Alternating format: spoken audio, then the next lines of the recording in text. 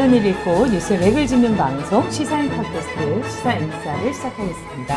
안녕하십니까. 저는 시사인 팟캐스트 시사인싸 진행을 맡은 최강규입니다. 오늘도 함께 그 두 분 자리해 주셨습니다. 먼저 소개하고요. 이번 호에 실린 시사인 기사들 중에 어떤 뉴스를 우리가 좀 주목해 봐야 할지 함께 이야기 나누는 뉴스픽 시작하겠습니다. 별명 부자죠. 누가 뭐라 그래도 든든한 고정 출연자. 무엇보다도 어머님께서 늘 모니터를 하고 계시는 김현희 기자 함께 해주셨습니다. 반갑습니다. 네. 어머니가 뭐라고 하시던가요? 보고 계세요? 네. 네. 어머니의 감상평을 좀 전해주시죠. 짧게. 저희 엄마가 되게 많은 얘기를 하셨는데 네. 진짜요? 네, 그중에서 최강기 진행자님 되게 네. 너무 진행 잘한다고. 그건 저희 엄마도 똑같은 네. 말씀하세요. 광팬이십니다. 최강기 진행자님이. 역시 어머니들이 좋아하는 그래요. 네. 진행자예요. 네, 그래요. 그리고 어머니께서 굉장히 의상에 좀 신경 쓰라고 그랬더니 오늘 좀 깔끔하잖아요. 색깔도 아주 좋아요. 네. 어머니께서 늘 지적해 주시면 아마 김현희 기자가 더 쑥쑥할 것 평소에도 같습니다. 더럽진 않았어요. 지난주에 입고 나온 그 양철 후리스 귀여웠는데. 그러니까요. 네. 어머니가 보기엔 답답한 거죠. 저거 언제 때부터 입었던 건데, 막 이런 거죠. 네. 요런 건 쭉 풀로 소개해야 됩니다. 안지나 선화 순위 생각, 자나깨나 조회수 걱정, 시사인 팟캐스트를 도맡아낸 시사인 팟캐스트 마타리, 윤은선 온라인 에디터도 함께 해주셨습니다. 네, 저희 드디어 4만 명을 돌파했습니다. 진짜? 진짜? 야, 지난주에 그 방송이 올라가는 날 드디어 4만 명을 넘었습니다, 여러분. 감사합니다. 네, 여러분 고맙습니다. 오늘부터 5만 명 향해서 5만 명에서 열심히 달려가겠습니다. 달려가겠습니다. 우리 요 앞에 있는 이혜진 인턴이 네. 사실 그 면접에서 10만을 만들겠다고 예. 했었거든요. 네. 네, 아직 멀었어요. 근데 이렇게 10만 명 가려면 멀었어요. 네. 그래도 한 걸음 그래요. 다가간 거죠. 실명을 거론한 건 네가 책임져라 이런 거 아니겠어요? 네.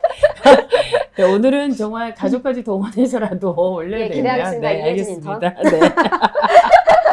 야, 이제 우리가 인터넷들한테까지 이렇게 저희가 좀 버거워서 알겠습니다. 짐을 좀 나눠봤자고. 네. 이혜진 인턴 가족 여러분 힘써주시기 바랍니다. 자, 이번 주 시사인에 실린 기사를 기자들의 눈으로 좀 재해석해드리는 시간이죠. 뉴스픽 시간입니다.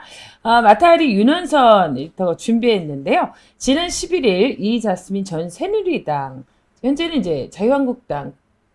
예, 그때 새누리당 국회의원을 하셨던 분이죠. 이분이 정의당에 입당을 해서 화제가 됐죠. 예, 네. 맞습니다. 그 뉴스를 준비했다고요? 네네. 저희 이번 주 시사인 커버 기사기도 한데요. 네. 김현희 기자가 좀 보여주시면 이자스민 전 의원을 저희가 인터뷰를 했습니다. 이상원 기자가 인터뷰했는데요. 기사 제목은요. 정치인 이자스민이 불편하다는 사람들에게. 네. 이게 이제 제목이에요.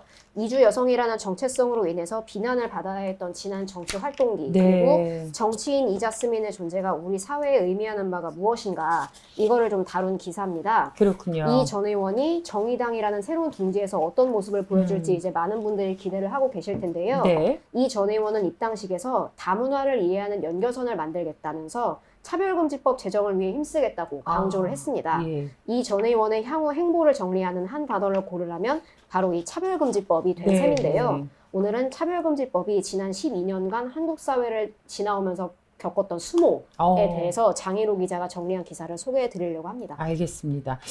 먼저 차별금지법에 대해서 좀 자세하게 설명을 듣고 이야기를 풀어가겠습니다. 이 차별금지법의 뿌리는요. 헌법 제11조에서 찾아볼 수 있습니다. 구체적으로는 1항에 해당을 하는데요. 읽어드리면 다음과 같습니다. 모든 국민은 법 앞에 평등하다. 누구든지 성별, 종교 또는 사회적 신분에 의하여 정치적, 경제적, 사회적, 문화적 생활의 모든 영역에 있어서 차별을 받지 아니한다. 들어보면 이제 어떠신가요? 마땅하고 그러니까요. 지당해서 네. 뭘 하나 당연히 문제 제기할 이익이 그래야 한다고 없는데요? 생각이 네. 들잖아요. 그런데 현실에서는 여전히 이제 차별이 사라지지 않고 있습니다. 법이 있다고 해도 이를 실질적으로 보장하기 위한 구체적인 제도, 기관, 절차, 예산 이런 것들이 필요하기 때문인데요. 네. 이를 위해서 필요한 것이 바로 차별금지법이라고 합니다. 말하자면 차별금지법은 이 위에서 말씀드린 헌법 제11조를 뒷받침하기 위한 손과 발이 되는 셈입니다. 네. 이 차별금지법이 이제 언제 한국 사회에 처음으로 등장했는지도 좀 궁금할 것 같고요. 네네. 기사를 보니까 태생부터 누더기 운영을 예. 타고났다 이렇게 되어 있던데 예. 어떤 의미죠? 이 차별금지법은요, 참여정부 시절인 2007년에 정부 입법으로 최초 발의가 됐습니다. 그랬군요. 당시에 네네.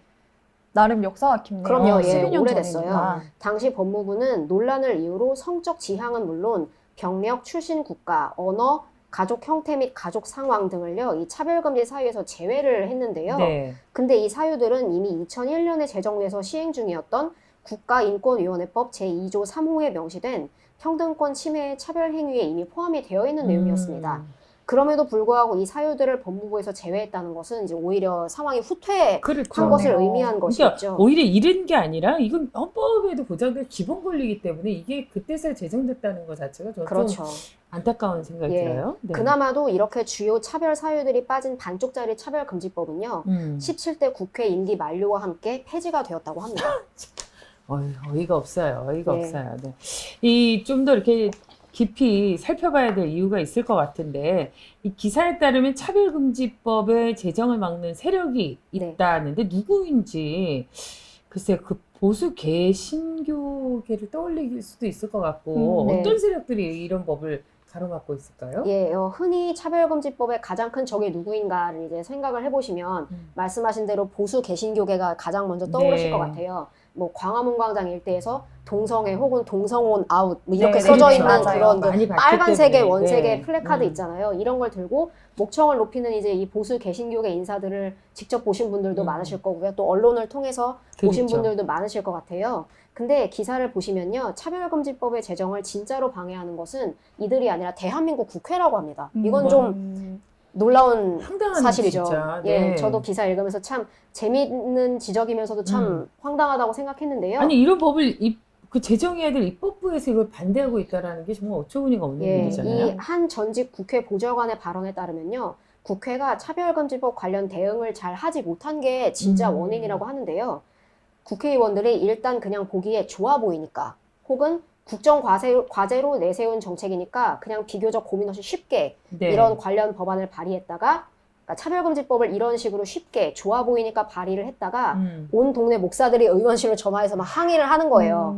난리를 치니까 결국은 한 발 물러나게 됐고 그 이후에 다시 발의하기 어려워진 분위기가 생겼다는 겁니다. 그렇군요. 당시에도 갈등 조짐이 없었던 것이 아니지만 방법에 대한 고민이나 전략이 그만큼 부족했다는 거예요. 그러니까 사실 이제 차별금지법은 누가 뭐라 그래도 반론의 여지가 없기 때문에 일단 그렇죠. 발의를 하거나 뭐 이렇게 했다가 예, 예. 그 지역사회 여론에 이제 밀린 건데 이 국회 내 이제 법안 발의와 처리의 어떤 역학관계를 여실히 보여주는 것 같은 생각이 드는데 이 차별금지법이 그런 면에서는 희생양이 됐다라고 예, 예. 얘기해도 과언은 아닐 것 같습니다. 이 좀 미처 생각하지 못했던 부분인 것 그렇습니다. 같아요. 예, 참 네. 흥미로운 분석인데요. 앞서서 말씀드린 것과 같이 국회의원들이 굳이 본인이 앞장서지 않아도 되는 일에 나섰다가 두들겨 맞는 아까와 같은 상황이 학습이 된 거예요. 그러다 보니까 2013년에 이 차별금지법이 자진 철회된 이후에는 네. 내내 천덕꾸러기 신세를 면치 못했습니다.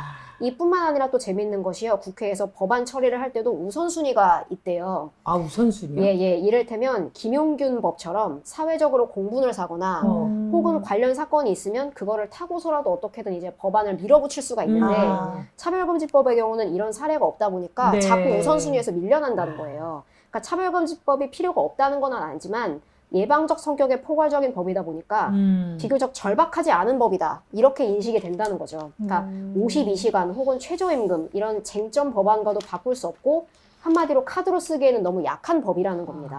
법안이 만들어지고 발의가 되고 채택되는 인큐베이터 역할을 하는 곳이 국회인데 그렇죠. 이 국회 내부의 생리로 인해서 법이 만들어지는 과정이 난항을 겪고 있다.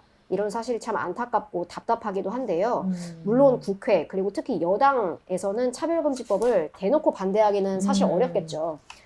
그렇지만 소극적인 건 사실인데요. 여당에서는 정부의 입법안이 나올 때까지 기다리는 것이 합리적이겠다. 이렇게 판단하고 있다고 합니다.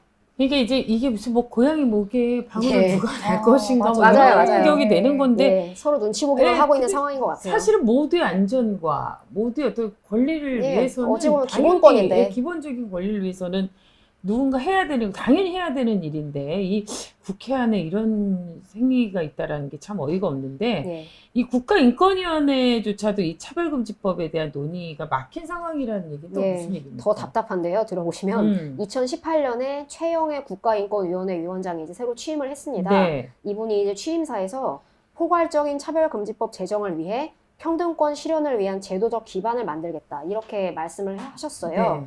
근데 총선을 이유로 논의를 미룬 것으로 알려졌습니다. 실제 관련 보고를 한 적이 있는 한 국가인권위원회 직원은요, 이 최영애 위원장이 나중에 하자 이런 요지로 하는 말을 듣고 귀를 의심했다고 해요. 왜냐하면 대외적으로 하는 말이랑 실제 내부 분위기가 너무 다르다 보니까 이 직원은 그리고 이어서 하는 말이 총선 이후에 하자는 거는 하지 말자는 얘기 아니냐. 이런 식으로 최 위원장을 강하게 비판하기도 했습니다. 아, 이렇게 국가인권위원회 내부에서도. 내부 상황을 어쨌든 장희롱 기자가 취재를 해서 그렇죠. 전해준 이게 거네요. 사실이라면 좀 황당한데요. 황당하죠. 총선을 네. 이유로 네. 지금 하지 충격적이고요. 말자는 충격적인 것 네. 같아요. 말이 안 사실은 되는 이런 거죠. 정치적인 고려 없이 인권을 최우선으로 하라고서 그쵸. 만들어진 그런 기관이 조직조차도 위원회인데 이런 와중에요. 또 이미 있는 법마저 흔들려는 움직임까지 지금 보이고 있는데요. 지난 12일에 안상수 자유한국당 의원 외 40명이 발의한 국가인권위원회법 일부 개정안이 대표적입니다. 이 개정안은요, 국가인권위원회법 제2조 3호 안에 포함되어 있는 평등권 침해의 차별행위 사유 중에서 성적 지향을 삭제하는 것을 골자로 하는데요. 성적 지향의 대표적 사유인 동성애가 법률로 적극 보호되어 사회 각 분야에서 동성애가 옹호 조장되어 온 반면 동성애에 대한 건전한 비판 내지 반대 행위가 오히려 차별로 간주되어 금지되고 있다. 이런 이유로 개정안을 발의를 했다고 합니다. 이게 뭔가 이게 참 뭐라고 반론을 그러니까요, 이게 예. 기본적으로 그러니까 대강 읽으면 되게 멋있는 말인 것 예, 같아요. 그냥 그러니까 이게 이런 게 문제예요. 이렇게 쑥 들어가면요 네. 아무 문제 없이 근데 그러니까요. 이거를 꼼꼼히 이렇게 살펴봐야 되지 않으면 조각조각해서 네. 들어보면 참 근데 사실 이 법률이 제정된다고 해도 이게 무슨 사회 각 분야에서 동성애가 옹호 조장되는 건 아니잖아요. 그러니까 기본권, 그렇죠. 누군가 인권을 네네네. 보호하겠다라는 거지. 이것을 옹호하고 조장했다라는 이 표현 그러니까요. 여기서가 좀 문제 있는 것 같아요. 그리고 또 이게 오히려 반대 행위가 차별이죠, 이거. 네. 진정한 차별이 뭔지 잘 모르시는 것 같아요. 아유, 어이가 없네요. 네.